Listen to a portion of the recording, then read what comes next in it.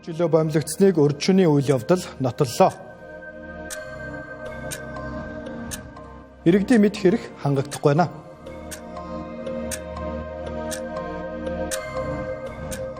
Улс төрийн дуулаа шууганы эзэд тусгай өргөт элчин сайдаар томилогдож 14 мега төслийг хэрэгжүүлэхэд зөвлөнө. Хүүсийн ялгаанаас үүдэн хөвгүүд насан туршдаа нийгмээс ирэх тал, ил дал, сэтгэл зүйн хүчирхийлэл дасан зохицоос өөр сонголтгүй болж байна. Орой мэндийг хүргэе үзэгчдээ, Тэнгэр телевизийн доллар мэдээллийн хөтөлбөр эхэлж байна. Сая дурдсан болон бус мэдээллийн дэлгэрэнгүй үзүүлэх болно.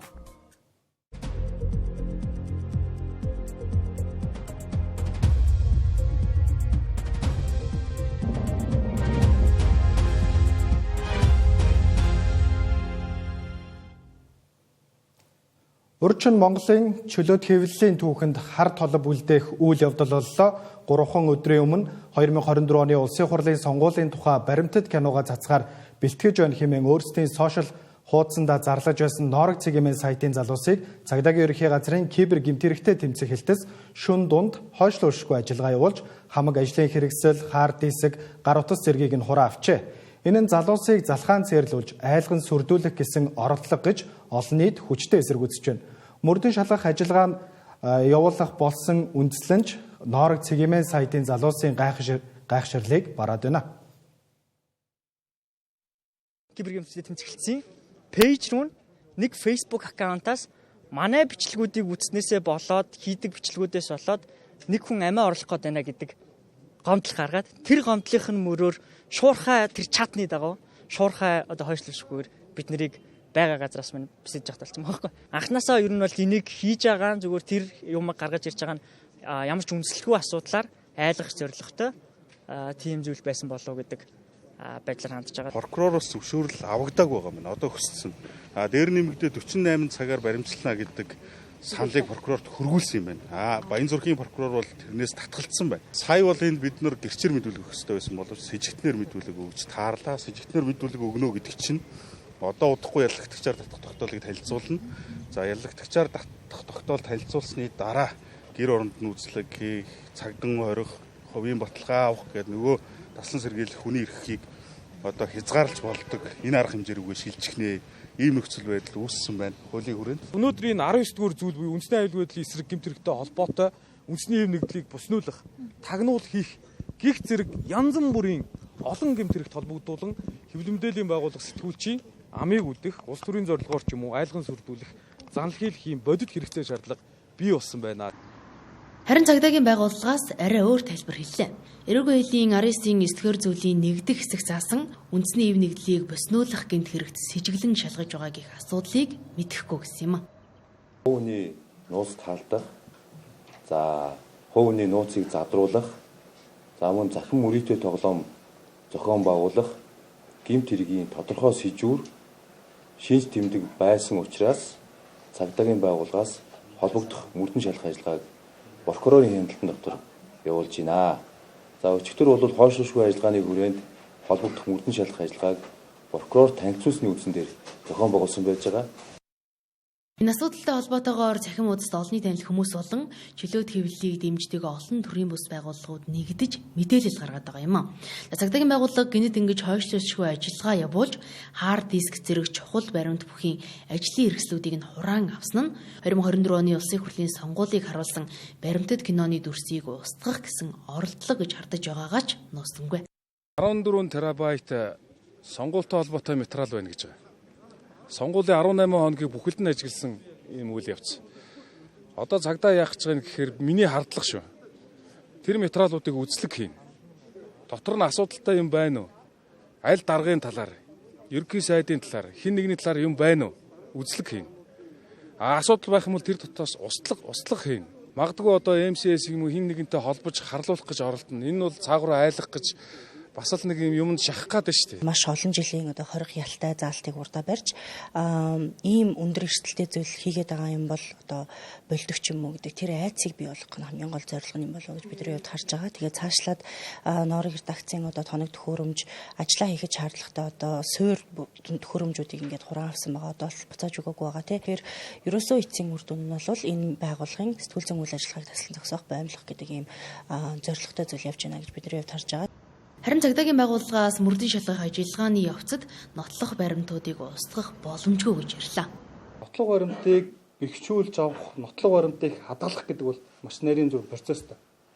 Өөрөө нотлох баримтыг хайж өргөдүүлэх гэдэг юм уу, нотлох баримтыг устгах гэдэг бол эрүүгийн хуулийн тусгай анги заасан тусдаа гэмтэрэг байхгүй. Тэгэхээр энэ процессууд нэг маш нарийн байдаг. Мөн одоо эрх бүхий байгууллага буюу прокурорын байгууллага, за дээдчдийн албан тушаалтан, одоо хэргийг орлогч энэ бүхний одоо бүгднийх нь хяналтанд байгаа шүү. Норог цэгийн сайттай холбогдуулан цагдаагийн байгууллагад цахимаар гомдол мэдүүлсэн хаягны цаана үнэхээр бодит хүн байгаа эсэх хөдлөшгүй баримт тотлогоо хавсаргасан эсэх талаар мэдээлэл өгсөнгүй. За мөрдөн шалгах ажиллагааны явцад илүү бодиттой нотлох баримттай мэдээлэл дээр тулгуурлан тухайн эргийг хүчинтэй тооцох эсхийг шийднэ гэж цагдаагийн байгууллагаас мэдээллээ.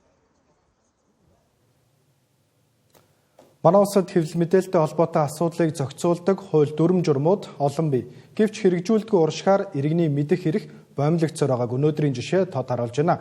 1992 оны Монгол улсын үндсэн хуульд иргэн үзэл бодлоо чөлөөтэй илэрхийлэх, хэвлэл нийтлэх эрхтэй гэж зааснаар иргэний мэдэх эрхийг хуульчлан баталсан. Үндсэн хуулийн энэ эрх зөрчигдөж байгаа нь бусад бүх хууль зөрчигдөх үндэс болж байна.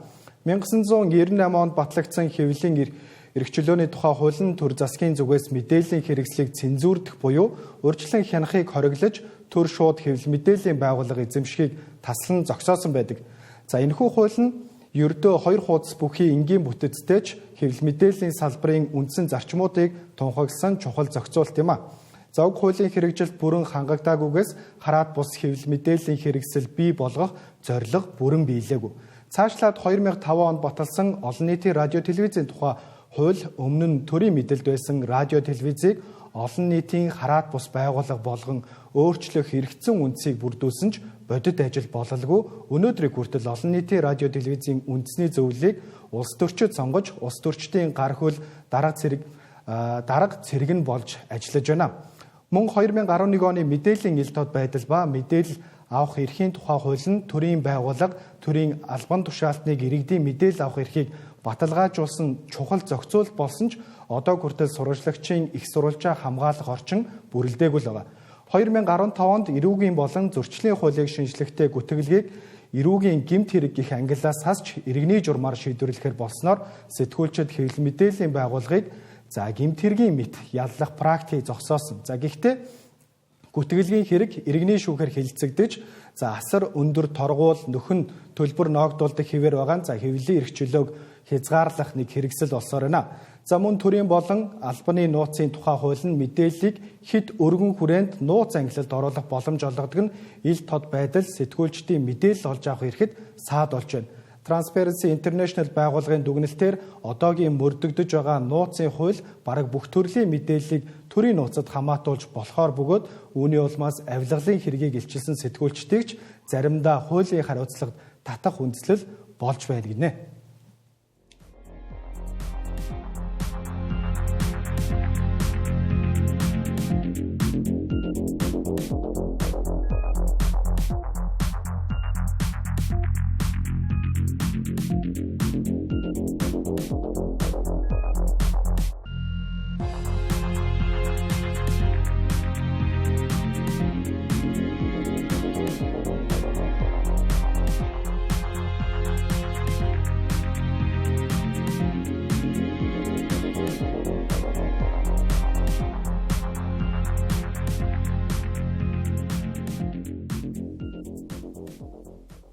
Мэдээ үргэлжилж байна.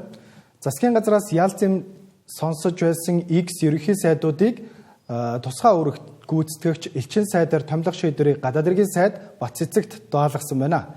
За дуулайн шууганы эзэн болсон ерөнхийлөгч асан инх баяраас эхлээд албан тушаалын байдлаа уруулан ашигласан хэрэгээр ял сонсож байсан ерөнхий сайд аснуудыг улс орныг урагшлуулах 14 мега төслүүдэд зөвлөхөөр ажиллах юм байна. Энэ бол тусгай үүрэг гүйцэтгэгч элчин сайдаар ажиллах хүмүүс 7 нь ерөнхий сайд асан, за үлдсэн нэг нь зам тээврийн сайдын албыг ашиглаж байсан бол улсын хурлын дараа гасан Зандаа хүүгийн инх болтноор багтаж байна. Өөрөөр хэлбэл хий хоолой эрчим хүчгээд олон жил гацсан төслүүдийг хөдөлгөхийн тулд нэгэн үе урагшлуулахаар ажиллаж исэн хүмүүсийг хуваарлсан харагдана. За тухайлбал Зандаа хүүгийн инх бол тусгай үүрэгт элчин сайдаар томилогдож хий хоолойн төслийн хүрээнд гаднаас хөрөнгө оруулалт татах үүрэг хүлээсэн байна. За түүний хувьд улсын хурлын дараагаар ерөнхийлөгчийн тамгын газрын дараагаар ажиллаж байх үедээ хий хоолойн төслийг урагшлуулахад анхаарч байсан юм а. Мөн ерөнхийлөгч асан Намрын их баяр хар хорон хотын бүтээн байгуулалт хөгжлийг дэмжих төсөл хариуцсан тусгай үүрэгт элчин сайдаар ажиллана гэх мэдээлэл байна. Энэ албан үүргийг хариуцах болсон нь ерөнхийлөгчөөр ажиллаж байх үедээ буюу 2005 онд хар хором хотыг барих ажлыг эрчимжүүлэхийг даалгаж тэзээ хүртэл анх удаа боловсруулж байсан юм а. Гэхдээ энэ элчин сайдын томилгоонд нэг анхаарал татсан зүйл ажиглагдлаа. Ерөнхий сайдын албыг хашиж байсан 4 хүн шүүхийн алгад татсан байдаг. Тухайлбал Санжийн баяр, Намрын их баяр, Жаргал тулгын Эрдэнэт, Минцайхны инх сайхан. Тэд бүгд тусгай үүрэг хариуцах элчин сайдаар томилогджээ. За ерөнхийлөгч асан Намрын их баяр 2012 оны парламентын сонгуулийн өмнөхөн албан тушаалын байдлаа уруулан ашигласан гэх үндэслэлээр 2.6 жилийн хорихлыг сонсож удалгүй ерөнхийлөгчийн өршөөлөөр цаатагдсан. Үүний дараа 2020 онд шил дараалсан хурлаар Монгол улсын ерхий сайдаар ажиллаж байсан Минцайхны инх сайхан, Жаргал тулгын Эрдэнэт, Санжийн баяр нар ял сонссон байдаг. За гурвуулаа албан тушаалын байдлаа уруулан ашигласан хэрэгээр 2.6-аас 6 жил ялыг сонссон ч дунджаар 1 жил л ялаа илсэн байдаг. Тодорхойлбол ерхий сайдаар ажиллаж байсан Жаргал тулгын Эрдэнэтийн хувьд Монгол улсын парламентэд дортой хаалганы цаанаас анх удаа сонгогдсон улсын хурлын гишүүн болж байлаа. 2020 оны сонгуулийн үеэр албан тушаалын байдлаа уруулан ашигласан хэрэгээр буруутгагдж шүүхээс 6 жилийн хорхлыг сонссон. Үүнээс жил хүрэх хугацааны дараа түүнийг суллах шийдвэрийг гаргасан байдаг. Ерөнхий сайдууд тусгай үүрэгт элчин сайдаар томилогдож байхад тоон дотор үсэг гэдэг шиг ганц хүн байгаа нь ганц үг. Бас л яллагдагчаар татагдаж шүүх цагдаагийн хаалгыг татсан ч ял шийтгэл аваагүй үлдсэн байдаг. За эдгээр хүмүүс 14 мега төслүүдэд зөвлөгөө өгч ажиллана. Ямар ч цалин ус авахгүй, ямар нэгэн алба байгуулахгүй. Ингээд харвал Монгол улсын ерөнхий сайд тусгай үүрэгт элчин сайд хэмээх чухал эрх хям албан тушаалыг эдгээр хүмүүст хариуцуулсан нь эргэлзээ тохиолж байна. Улсын хурлын сонгуулийн тухай хуулийн зарим хэсэг нь үндсэн хууль зөрчсөн гэж үндсэн хуулийн цэц дүгнжээ. Энэ дүгнэлтийг хүлээн авах нь зүйтэй гэж улсын хурлын хууль зүйн байнгын орооны өнөөдрийн уралдаанаар шийдвэрлэлээ. Улсын хурлын сонгуулийн тухай хуулийн 31-ийн 2 дахь хэсэгт Биедаан нэр дэвшигч нь тухайн сонгуулийн тойргийн 801-ээс доошгүй тооны сонгогчдын гарын үсгийг зурруулна гэж заасан. Энэ нь үндсэн хуулийн хэд хэдэн заалтыг зөрчсөн гэж үндсэн хуулийн цэц дунцуудлын хуралдаанаараа дүгнжээ. Түүнчлэн Биедаан нэр дэвшигч нь тухайн тойргийн сонгогчдын 801 хүнээс гарын үсэг цуглуулна гэдэг нь хэтэрхий өндөр босго гэж зарим улсын хурлын гишүүн үзэж байна. Хэрвээ энэ үндсэн хуулийн цэцгийн дүгнэлтийг улсын их хурл хүлээгээд авчих юм бол цаашдаа сонгуулийн хуулинд маш олон энэтэй төстэй зүйл залтууд байгаа шүү дээ.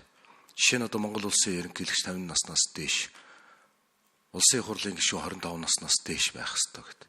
Тэгэд энэ зүйл залтууд чинь бас хөндөгдөөд ирэх юм уу цаашдаа? Энэ асуудлууд бас дунд суудлын хуралдаан дээр бас яригдсан уу? Батамглан гишүүний асууж асуудлыг цэцгийн дунд суудлын хуралдаан дээр нэг яригдаагүй. Яг зөвхөн тэр 801 сонгогчийн гарын үсэг зурхтай холбоотой асуудлууд яригдсан. Зөвхөн их хурл цэцгийн дүгнэлтийг хүлээж авлаа гэхэд энэ 801-ээс доошгүй гарын үсэг цуглуулах асуудал бүр ингээд огт байхгүй болж байгаа асуудал биш шүү. Ер нь бол цэц юу гэж үзсэн гэвэл ер нь сонгогчдын тойргийн сонгогчдын тоотой харьцуулахад өндөр байна. Тавьж байгаа шалгуур нь босгоно. Улс төрийн намаас нэр дэвшиж байгаа нэр дэвшигчтэй харьцуулсан тэр харьцаа шалгуур нь бас тэгш эрхийн зарчмыг алдагдуулсан байна гэж үзэж байгаа. Биедаан нэр дэвшигчдэр тавьж байгаа шалгуур чинь өөрөө бусад улс төрийн намаас нэр дэвшиж байгаа хүмүүстэй ижил тэнцүү ойролцоо байх хэвээр. Хэрвээ ялгаатай шалгуур тавьж байгаа бол тэр нь өөрөө үндэслэл бүхий байх хэвээр байгаа. Тэгэхээр хэдийгээр яг 801-ийг бид нар 90 оноос хойш дандаа 801 гэдэг энэ хуулийг хэрэгжүүлж эхэлсэн ч гэсэндээ энэ нь өөрөө бас тодорхой хууль зүйн шалгууруудыг бол хангахгүй байна гэдэг нь бол цэцгийн дүгнэлтээр бол нэгэн тогтоогдсон. Тэм учраас бол энийг бол улсын хурл хүлээж авах ёстой гэж бодож байна. Гарын үсэг цуглуулж байж биедан нэр дэвших эрх мандатаа олж авах ёстой гэдэг шаардлагыг буруутгаагүй. Зарим гагцхүү 801 гэдэг тоон сонгогчийн тоотой харьцуулахад дэлхийн бусад ардчилсан орнуудтай харьцуулахад өндөр байна гэдэг үндсэн хуулийн цэцгийн дүгнэлтийг хүлээн авах нь зүйтэй гэж гишүүд үзлээ. Цаашлаад хуульд зайлшгүй өөрчлөлт оруулж өргөн барих ёстой гэдгийг ч зарим гишүүд хэлж байсан юм а. Мөн цаашид бүсчилсэн журмаар сонгуул болно гэвэл тойргийн хэмжээ сонгогчийн тооноос хамаарах учраас тоо заахаас илүү зарчим заах ёстой гэдгийг ч хэлж байсан юм а.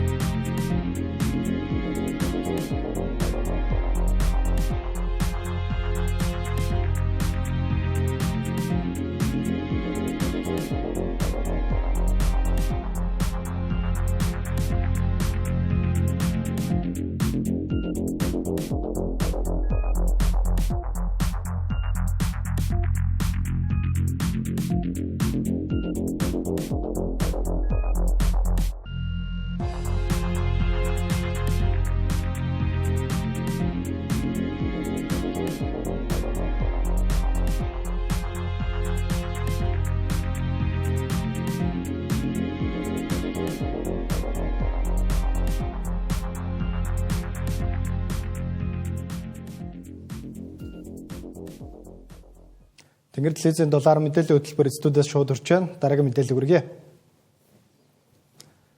Монголын төрд 228 мянган төрийн албан агчид ажиллаж байна. Сүүлийн 2 жилд 10 мянган албан агчдыг ажлаас нь алжээ.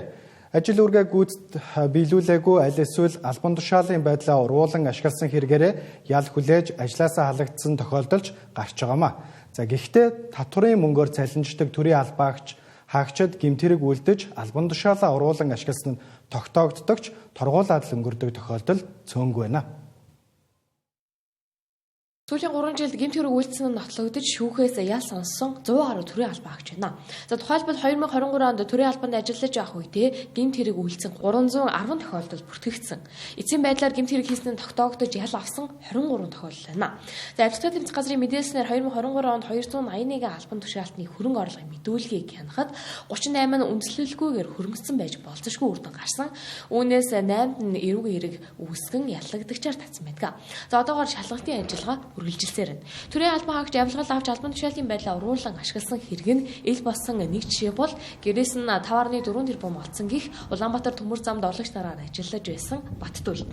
Тэрээр энэ хэргийнхээ үр дүнд 10 жилийн хоригдлыг авсан байдаг. Олон нийтэд нээлттэйгээр явагдаж хууль бусаар олсон мөнгөө хураалгаж ялаа эдэлж байгаа нь л энэ юм. Үүний цаана дарагдаж үлдсэн олон хэрэгч байна. За тухайлбал нийслэлийн прокурорын газрын ерөнхий прокурор асан Нямдорж түүний үндслэлгүйгээр хөрөнгөцтөн тогтоогдож хууль бусаар авсан 200 сая төгрөгийг нь улсын орлого болгон шийдвэрлсэн байдаг. За үүний хариуд оногдуулсан шийдвэр нь 2 жил нийтийн албанд томилогдох эрхийг хасч 14 сая төгрөгөөр торгоод өнгөрсөн. Мөн л ялгаагүй улсын хурлын гишүүн асан Эрдэс Монгол компаниг гүйцэтгэх захирлаар ажиллаж байсан Хаян Хэрвагийн ажлын өрөөнд авилгатай тэмцэх газраас нэгжлэг хийхэд бодлоо төгрөг Америк доллар олцсон ч зорчих эрхээ 5 сараар асуулж 40 сая төгрөгөөр торгуулад хэрэгээс бултарсан удаатай. Хүсэлтэй аж ахуйн сайдаар ажиллаж байсан Бат цэргийн хувьд албан тушаал уруулан ашиглаж 8.6 тэрбум төгрөгийг нэр бүхийн аж ахуйн нэгжүүдэд хувааж өгсөн нь илэрсэн ч 40 сая төгрөгөөр торгуулаад өнгөрсөн. Энэ мэт төрийн албанд ажилладаг хүмүүс гэмт хэрэгт холбогдож өчнөө хэмжээний хохирол учруулдаг ч гэлээ эцэст нь хэдхэн сая төгрөгөөр торгуулаад өнгөрдөг жишээ олон байна.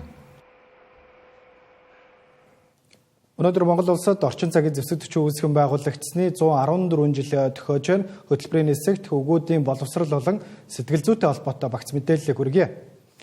Улс орон айл гэрийн ирээдүйг нуруунд дээрээ өрөх учиртай хөвгүүдийн боловсролын төвшин анги дэвших тусам муудаж байна. Тухайлбал орон нутагт сурж байгаа хөвгүүд ерөнхий боловсролын сургуулаа төгсөөд мэрэгжил боловсролоо дээшлүүлэх боломж хомос байна. Энэ тухай өнөөдөр уулзалт боллоо. 15 настай хүүхдүүдийн дунд хийсэн судалгаагаар хүүгүүд октоос математик, унших чадвар, шинжлэх ухаан гээд ерөнхийдөө бүх хичээлээр доогуур байгааг боловсролоос хөндөрж буй хүүгүүд судалгаанаас харагдаж байна. За яах вэ? Эрэгтэй хүүхэд юм чинь боловсрол эзэмшихгүй байсан ч гэсэн учраа олчихно гэж боддгоос хүүгүүд боловсролоос хөндөрж наснаасаа эрт хөдөлмөр эрхэлж байгааг онцоллоо. Охиноо л одоо хүний доор оруулах гомсон, охиноо л нэг одоо хүн шиг дайтай амьдралтай, боловсралтай, эрдэм мэдлэгтэй хүн болгочих юмсан гэдэг энэ сэтлэр охтуудаа илүү одоо ихтэй сургууль сургах. За одоо ар гэрийг авч явах хэвээр мал дээр одоо үлдэх хүн хэрэгтэй гэдэг агуулгаараа хөвгүүдээ илүү одоо авч үлдэх гэдэг ч юм уу те. Зөвхөн одоо 8 дугаар ангийг төгсгөл эргээл одоо мал дээр байлгах гэдэг ч юм уу ийм явдлууд маш ихээр тохиолдож байна. Боловсролоос гадуур үлдэж байгаа өөр нэг хүүгүүдийн жишээ бол хурдан моривнаач хүүхдүүд юм. Тэдний 96%-ийг хүүгүүд эзэлж байна. Тэд зөвхөн уралдааны үеэр л морь ундаггүй, нэг уралдаанд оролцох гэж маш их цаг зарцуулдгаас хичээл завсардах, сурлагын хоцрогдолд орох зэрэг асуудал эдгээр хүүгүүдэд тулгардгийг хэлж байна. Бид бол яг анхнаас нь хөвгүүдтэй чиглэсэн мөн гэр бүлийн орчинд аав ээжүүдэд нь хөвгүүдээрээ дамжуулж ойлгуулдаг тэр нөхцлүүд рүү илүү харж байна. Тэгэхээр бидний яг өнөөдөр хөндөж байгаа зүйл бол нэг талдаа хүүхэд өөрөө хөвгүүн хүн өөрөө эрэгтэй байгаа хүүхэд надад ямар хамгаалагдах ёстой ирэх байгаа би юуг хамгаалах ёстой вэ гэдгийг эхлээд мэдээсэй гэж бодож байна. Тэгээд оролцдог байгаасай, ээждээ хэлдэг, аавдаа хэлдэг байгаасай. Хүүгүүд боловсралтай, хүмүүжлтэй, ухаалаг байж гэр бүлээ бүрэн бүтэн сайн сайхан авч явна. Сайн гэр бүл улс орны хөгжлийн нэг тулгуур багна. Гэтэл эрэгтэй хүүхдүүдийнхээ боловсрал, нийгэмшил, хүмүүжил зэргийг өөрсдийнх нь хувь заяан даатгасаар олон жил боллоо. Тиймээс энэ удаагийн чуулга уулзалтаар хүүгүүдийн эрхийн талаар хэлэлцсэн юм а. Ээж аавд хүүгээ өсгөхдөө охтыг зодож болохгүй гэж сургадаг. Харин эсвэргээрээ тэдний хооронд маргаан үүсэх үед хинийх нь буруугаас үл харгалзан охтын зөв хүүгүүдийн буруу болдог жишээ нийгэмд олон байна. Зөвхөн нэг хүүсийн эрх ашигыг хамгаалдаг энэ мэтчилэн тогтсон хандлагаас шалтгаалж хөвгүүд насан туршдаа нийгмээс ирэх ил далд сэтгэл зүйн хүчирхийлэлд дасан зохицоос өөр сонголтгүй болж байна. Дийлэх эцэг эхчүүд энэ бол охтуудыг хүндлэх хэрэгтэй, дэх хэрэгтэй гэж хэлдэг болохоор зарим одоо нөгөө тал дээр болохоор охтууд дээр хүүгүүдээ яаж ирцэн зааж өгвөл биднээс айгүй зүв юм шиг санагдаад байдаг. Тэр тал дээр нэг тийм үзэл байна да. Энэ бол зарим охтууд бол зоддог л ах. Гэхдээ энэ бол болохгүй. Тийм. Яагаад л одоо ингэ эртөө хүн чинь бас хүн юм чинь бас бэртэж юм чинь тэгэхээр болохгүй хаа. Манай анги эрэгтэй хүүхдийг эмэгтэй хүүхд ингээд зодоод уйлуулсан чинь чи яагаад уйлээд байгаа юм бэ те? Чи ингээд яагаад уйлээд байгаа юм бэ те? Эмэгтэй хүүхд зодуулаад уйлна гэдэг чинь өөрөө болохгүй зүйл гэсэн яг ийм одоо буруу ташаа тийм одоо эрхийг зөрчсөн том асуудлууд байгаа. Эрэгтэй хүүхд ийм байх хэвээр ийм хөө уйлах хэсгөө нэг тиймэрхүү ингээд чимээгүй үг дуугуу тэрэн сонсоод байж хэвээр гэж эрэгтэй хүмүүсийг өөр тэгэж дүгнээд тийм байх хэвээр гэж Зөвхөн хүүгүүд л охтыг дээрлэхдэггүй, охид нэгнээ болон хүүгүүдийг дээрлэхэж дарамт шахалт үзүүлдэг тохиолдол цөөнгүй байна. Тухайлбал хүүхдийн хүчирхийллийн 108 утсанд охид нэгнээ болон хүүгүүдийг үеийнгийн дээрлэхэл дарамт шахалтанд оргосон дуудлага мэдээлэл жил бүр 8-аас 10% өсөх хандлагатай байгааг мэрэгчлэн хэлж байна. Хүүгүүд гэмт хэрэгт холбогдох согтууруулгундаа хэрэглэх зэрэг асуудал үүсгэж байгаа чин зүйл нь сургуулийн орчинтой холбоотой гэдгийг тайлбарлалаа. Сүүлийн үед хүүхдүүд бага насны хүүхдүүд согтууруулгундаа хэрэглэхдээ ба сурах эм бэлтгэл боц хэрэглэх зүйлсүүд дуудлага мэдээлэл болгоо мэдээллийн бүртгэл бид нар авч чадж байна. За энэ юутай холбоотой гэхээр ерөөсөө ар гэрийн таарамжгүй байдал, ар гэрийн үйл ойлголцол, хүүхдээ үл хайхарч байгаагаас болж мөн сургуулийн орчинд үеийнгийн дээрлэхээс шалтгаалдаг юм. Ийм олон хүчин зүйл байна л да. Хамгийн одоо тод жишээ нь болохоор ар гэрийн асуудал болон сургуулийн орчинд төлөөлөд байдаг. Хүүгүүд уйлж болохгүй. Охид бол болно. Хүүгүүд л охтыг гэмтээж болохгүй, харин охид болно гэдэг хандлагаар хандсаар хүүгүүдийн сэтгэл зүй гэмтээж байгааг сэтгэл зүйч инхүү хэлж байна. Эрэгтэй илүү эмэгтэй илүү гэсэн үг биш, энэ бол зүгээр өөр гэдэг энэ өөрсдийн онцлогоо ойлгоод харилцан юм хамааралтай эрэгтэгч байх тухай энийг бол ерөөсөө л охиндоо жижигхэн хүүгүүдтэй жижигхэн зүгээр л зохицон амьдрах тухай энийг л хүүхдүүдтэй сайн ойлгуулмаар байгаа гэсэн. Хүүсээс үл харгалзан хүүхдийг хүн гэдэг нүдээр харж харилцаж байх хэрэгтэй сэтгэл зүйч хэлж байна. Ингэснээр хүүхдийн сэтгэл зүй төлөвшөхөд чухал нөлөө үзүүлнэ гэлээ. Хог хаягдлын ачаал тээвэрлэлтийн үйлчилгээний менежментийг сайжруулах ажлын хүрээнд нийслэлийн хэмжээнд 18-аас 21 цагаас бусад цагт хог хаяхыг хориглосон. Өөрөөр хэлбэл хог хаягдал тээвэрлэх ажлыг автозамын хөдөлгөөний ачаалтаа уялдуулан шөнийн цагийн хуваар чийлжүүлсэн. Тэгвэл нийслэлийн зарим хороодод шөнийн цагаарч хог ачаалт хийгдэхэ болжээ. Тодорхойлбол Баянзүрх дүүргийн 27 дугаар хорооны хогийг ачаалгүй сар орчин болж байгааг тухайн хорооны иргэд хэлж байна. Тухайн байршил дахь айлууд хашааныхаа гадаа 10 гаруй шууд хог овоолсон харагдаж байна. Хог ачаалт хийгдэхгүй удасны улмаас гаргаж тавьсан хогнууд салхитай үед нүүр нүдгүй хог хийсдэг гэлээ. Сая цагаан сараас хойно л ачаагүй цагаан сарын нэлээд өмнө нэг ачсан. Одоо тэгээ найлуудын хог ингээ оорчоод байж шин. Манай хог ч гэсэн одоо дүүрээ оорсоод хизээ ач ямарсан ачих гэд ингээд хогнуудаа гаргачаад байж шин. Одоо хурдан ачихгүй энэ ингээ салхи гарч ийн ингээ одоо энэгээр нэг хог үнс болох бах та. Оройн дээр ачны гэсэн уцууд нэрэл ачиж л та. Ажилдаа эзэн болчихлоо. Цагтаа барьцалтай, тийм ээ. Тэгвэл энэ хог чинь тарахгүй шүү дээ. Одоо гаргаж гаргуулчаад 7 хонд ч үл яах вэ? Хог хаачгүй гудамжинд.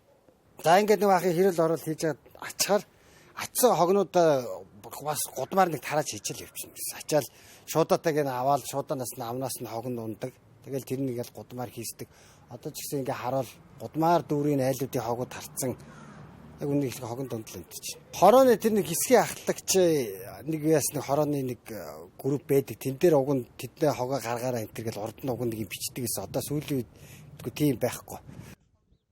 Баянзүрх дүүргийн 27 дугаар хорооноос энэ талаар тодруулга авахар хүссэн боловч бидэнд мэдээлэл өгсөнгүй. Харин уг дүүргийн ажлын албанаас тодруулахад цагаан давааны хогийн цэгдэх нэг бүү ажиллагаагүй болсны улмаас хогны ачаал удаашарсан гэлээ. 27 дугаар хороо гэхэд одоо ингэ 16 хэсэгтэй. За зарим хэсгээс нь ингээд аваад явж явах юм үсэхгүй. Тэг гих мэтлэл иймэрхүү л одоо хүндрэлтэй нөхцөл байс төр одоо нэг хүндэрч байгаа ч гэдэг юм одоо төр ийм нөхцөл байдал үүссэн л гэж харж байна. Би хог тээврийн байгууллагуудын одоо энэ удирдлагууд нь бол одоо хог тээвэрлэл твийн төвшөнд явж байгаа.